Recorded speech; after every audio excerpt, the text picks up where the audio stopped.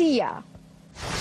Kung kayo po ay may kwentong kakaiba, mga kwento ng pag-ibig o storya ng inspirasyon at pag-asa, maaari nyo tong ibahagi. Sumali sa ating Facebook group na Balitang A to Z. Panoorin ang replay ng ating programa at sundan ang ating social media pages, hanapin ang Balitang A to Z.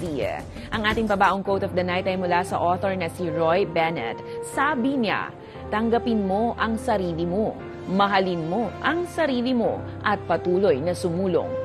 Kung gusto mong lumipad, kailangan mong bitawan ang mga bagay na nagpapabigat sa'yo.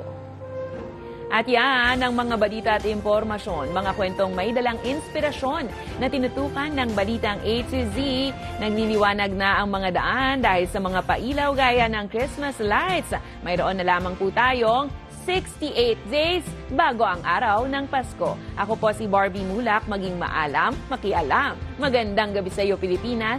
Happy weekend!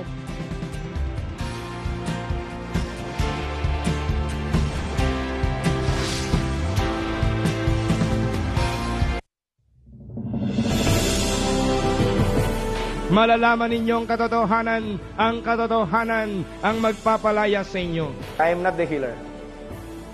Jesus Christ living in me is the healer.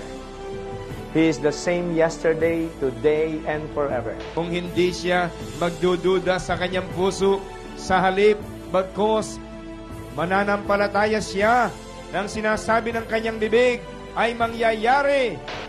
In living in the last days, you have to ensure your eternity. Prepare for eternity.